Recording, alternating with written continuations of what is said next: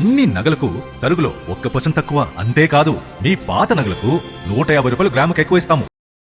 నమస్తే. త్రిష పార్టీ పెట్టబోతోందట, దాని పేరు కూడా రివీల్ చేశారు. మరి నిజంగానే త్రిష కొత్త పార్టీ పెడుతోందా? అంత ఆ గట్స్, ఒక పార్టీ పెట్టాలనంటే ఒక గట్స్, అలాగే ఒక బ్యాక్గ్రౌండ్ అనేది కూడా ఉండాలి, రాజకీయ పరిణితి కూడా ఉండాలి. మరి అది ఉందా అసలు? సో ఇదంతా పుకార్లేను, నిజంగానే పెట్టబోతుందా? ఇది మనం మాట్లాడదాం. సీనియర్ జర్నలిస్ట్ దాము బాలాజీ గారు. సార్ నమస్తే. సార్ నమస్తే. త్రిష పార్టీ పెట్టబోతుందంటే అంటే మామూలుగా ఆమె 10 ఏళ్లకు ముందు ఒక ఇంటర్వ్యూలో నా గోలు తమిళనాడు సీఎం కావడం అని చెప్పింది. సో ఆమెకైతే రాజకీయాల్లోకి రావాలని ఉంది. ఒక రకంగా విజయ్ని ధైర్యం చేయలేకపోతే కూడా ఆమె ఎంకరేజ్ చేస్తుందని కూడా చెప్తున్నారు. అంటే పార్టీ పెట్టి ముందుకెళ్ళడానికి కూడా వెనక ఆమె ఉందని. ఎందుకంటే 2021 నుంచి వీళ్ళిద్దరి మధ్య అఫైర్ నడుస్తుంది. వాళ్ళ భారీ కంప్లైంట్లో కూడా చెంగల్పట్టు ఫ్యామిలీ కోర్టులో కూడా 2021 నుంచి ఒక హీరోయిన్తో విజయ్కి అఫైర్ ఉందనేది చెప్పింది. సో అలాగే త్రిషకు కూడా కోరుకుంది కాబట్టి మీ లలిత వారి ఆషాఢం శ్రావణం ఆఫర్. అన్ని నగలకు తరుగులో 1% తక్కువ. అంతేకాదు మీ పాత నగలకు 150 రూపాయలు గ్రాముకు ఎక్కువ ఇస్తాము. రెండింటినీ కలిపితే నగ ధరలో 2% కన్నా ఎక్కువే సేవ్ చేస్తారు. అసలే మీ లలితలో తరుగు చాలా చాలా తక్కువ. తను ఇప్పుడు ఇండిపెండెంట్ రాలేదు కాబట్టి విజయ్ని ముందుకు తోయడం అనేది కనబడుతుంది. విజయ్ ఆ ఇన్స్పిరేషన్ తో విజయ్ కూడా ముందుకు వచ్చాడు. లేకపోతే విజయ్ కొంత తటపటాయిస్తున్నాడు. ఎందుకంటే రజనీకాంత్ లాంటి వాళ్ళకి భయం వేసి వెనక్కి వెళ్ళిపోయారు. రెండోది ఇక్కడ వాక్యూమ్ లేదు. ఇటు డిఎంకే ఉంది, అటుపక్క ఏఐడిఎంకే బీజేపీ కూటమి ఉంది. సో ఇటు వాక్యూమ్ లేకుండా ఇప్పుడు థర్డ్ ప్లేస్లోకి మనం వచ్చి మళ్ళీ మనం ఎప్పుడు ఈ రెండింటిని ఢీకొని ముందుకు వస్తామన్నది ఒక సందేహం అతనిలో ఉన్నప్పుడు ఈమె ఎంకరేజ్ చేసింది అనేది చెబుతారు. సో ఏదేమైనా త్రిషకి అయితే రాజకీయాల్లోకి రావాలనుంది. దాని తర్వాత కూడా విజయ్ గెలిచినప్పుడు కూడా ఈమెకే ఎక్కువ అభినందనలు వచ్చాయి. నిజానికి ఈమె ఏదో గెలిచినట్టుగా. అంటే అందరికి అర్థమైపోయింది వీళ్ళిద్దరి ఇది. వాళ్ళు కూడా ఏమి దాచుకోలేదు, ఓపెన్ గానే పెళ్లి చేసుకోలేదు. ఎందుకంటే విడాకుల తనకి రాలేదు కాబట్టి పెళ్లి చేసుకోలేదు. కానీ భార్య భర్తలుగానే వాళ్ళు ఉంటున్నారు, కలిసే ఉంటున్నారు, కలిసే తిరుగుతున్నారు. కాకపోతే ఆయన ఇవన్నీ ఫుల్ స్టాప్ పెడుతూ ప్రమాణ స్వీకారం రోజు పవర్ సెంటర్ ఒకటే ఉంటుంది, అది విజయ్ మాత్రమే, ఇంకెవరు ఉండరని చెప్పాడు. అది ఆయన ఎన్ని చెప్పినా పవర్ సెంటర్లు ఎలా వస్తాయో మనకు తెలుసు. అందులో తమిళనాడు కొత్త ఏం కాదు. గతంలో కూడా జయలలిత, ఎంజీఆర్ ఆ పేరు అందరికి తెలుసు. ఇప్పుడు అదే పేరు రిపీట్ అవుతుంది అనేది అందరూ అనుకున్నారు. కానీ గత కొంతకాలం చూసుకున్నప్పుడు త్రిష ఎక్కడ పబ్లిక్గా కనిపించడం కానీ చేయలేదు. అయితే తిరుచిలో ఇప్పుడు రిజైన్ చేస్తాడు కాబట్టి విజయ్ అక్కడి నుంచి ఆమె పోటీ చేస్తుందని, ఆమె హోంశాఖ మంత్రి అవుతుందని, డిప్యూటీ సీఎం అని రకరకాల పుకార్లు అయితే వస్తున్నాయి. సో ఇప్పుడు అందరూ కొత్త వాళ్ళే వచ్చారు. నిజానికి టీవీకేలో చాలా మంది కొత్త వాళ్ళు ఉన్నారు. అలాగే త్రిష ఏమి అనర్హురాలు అయితే కాదు. ఎందుకంటే చాలా మంది కొత్త వాళ్ళు 23-24 ఏళ్ల పిల్లలు అందరూ వచ్చి మినిస్టర్లు కూడా అయిపోయారు. అలాంటప్పుడు త్రిషకి సినిమాలో అనుభవం ఉంది, ఆమెకి రాజకీయ చైతన్యం ఉంది, ఆమె అనర్హురాలని ఎవరు చెప్పలేరు. అయితే విజయ్ ఏంటంటే ఈ ఇష్యూ అతను మైనారిటీ ప్రభుత్వం. యాక్చువల్గా ఈ ఇష్యూ మేజర్గా ఈ అనవసరమైన తలనొప్పి అని అతను కొద్ది రోజులు ఆమెను దూరం పెట్టినట్టుగా అర్థమవుతుంది తప్ప ఖచ్చితంగా ఆమె రాజకీయాల్లోకి అయితే ఏదో ఒక టైంలో వస్తుంది, నో డౌట్. అయితే ఇప్పుడు ఒక వార్త, అంటే 3 రోజుల నుంచి ఉదయనిధి స్టాలిన్ ఇండైరెక్ట్గా త్రిషాని విజయ్ని ఒక చోటికి చేరుస్తూ వాటర్ కామెంట్ చేశాడు కదా, అప్పటి నుంచి మళ్ళీ త్రిష మీద డిస్కషన్లకు వస్తుంది. అంటే ఇతను కావేరీ నీళ్లు సమస్య పట్టించుకోలేదు, కానీ త్రిషాను ఒక మాట అన్నారో లేదో ఇమీడియట్గా 24 గంటల్లో ప్రతిపక్ష నాయకుడిని అరెస్ట్ చేశాడు విజయ్. అంటే త్రిషకి ఎంత ఇంపార్టెన్స్ ఇస్తున్నాడు అన్న డిస్కషన్ కూడా అక్కడ వచ్చింది. సో ఈ సందర్భంగా సడన్గా మదురైలో కొన్ని పోస్టర్లు వెలిసాయి. ఆ పోస్టర్లలో త్రిష ఫోటో వేశారు. త్రిష నర్పణి మండలం దాని పేరు, సంఘం పేరు. ఇది పొలిటికల్ పార్టీ కాదు, కానీ పొలిటికల్ పార్టీగా పెడతారా లేదా అనే చర్చ అయితే వచ్చింది. త్రిష నర్పణి మండలం అంటే అర్థం ఏమంటే, నర్పణి అంటే సేవ, మండలం అంటే సంఘం. సో త్రిష సేవా సంఘం, వెల్ఫేర్ అసోసియేషన్గా మనం చెప్పుకోవచ్చు.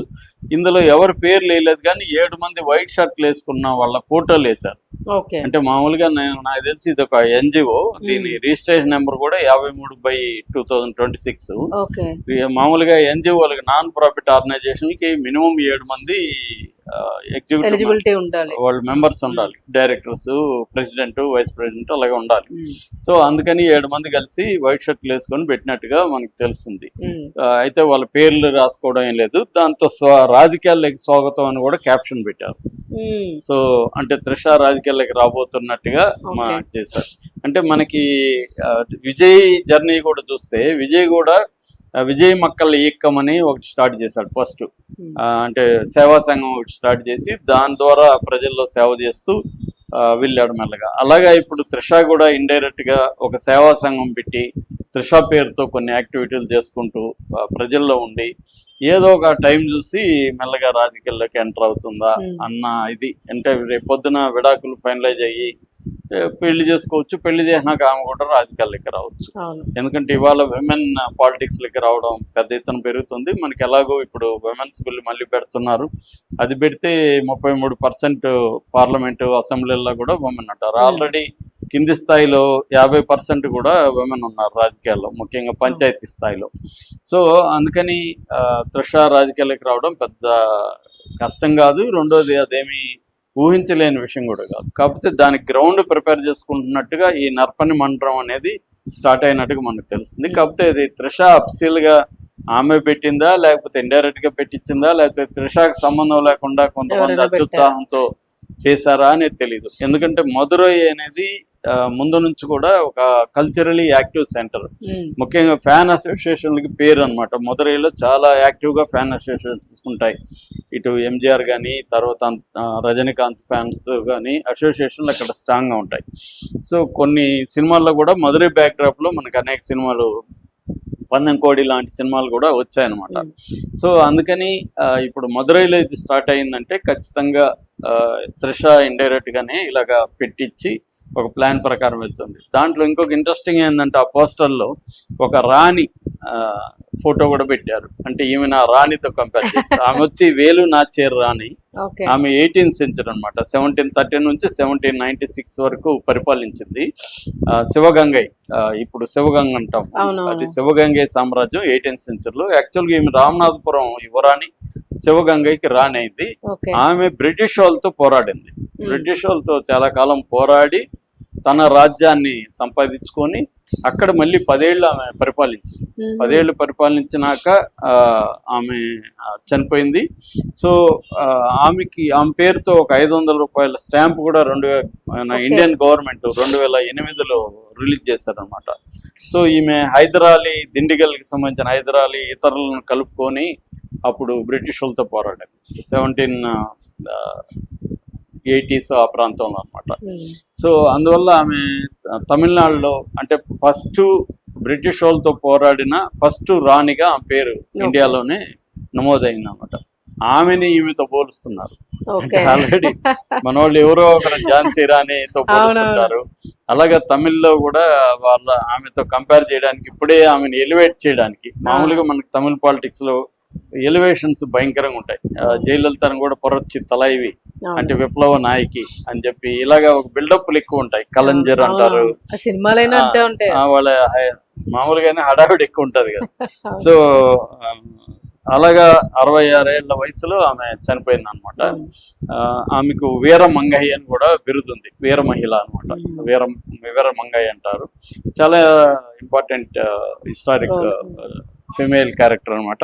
సో ఆమెని కంపేర్ చేస్తూ చేశారు. అంటే ఒక ప్లాన్ ప్రకారం వెళ్తుందా అని ముందే ఆమెను ఒక ఎలివేట్ చేసి, పైగా వీళ్ళు అది ఇన్స్పైర్ చేసేలాగా ఇటుపక్కేమో డిఎంకే వాళ్ళు బుర్ర తక్కువై ఆమెను ఎలివేట్ చేస్తున్నారు. నిజానికి ఆమె సైలెంట్ గా ఉంటే కూడా వీళ్ళు ఇప్పుడు ఉదయనిధి మాట్లాడకపోతే మళ్ళీ ఆమె ప్రజా డిస్కషన్ లేక వచ్చేది కాదు.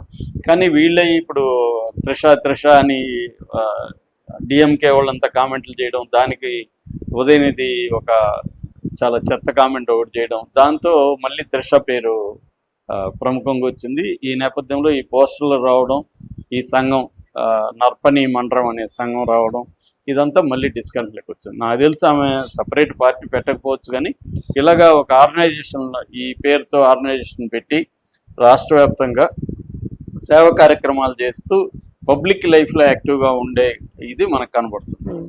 Right, thank you.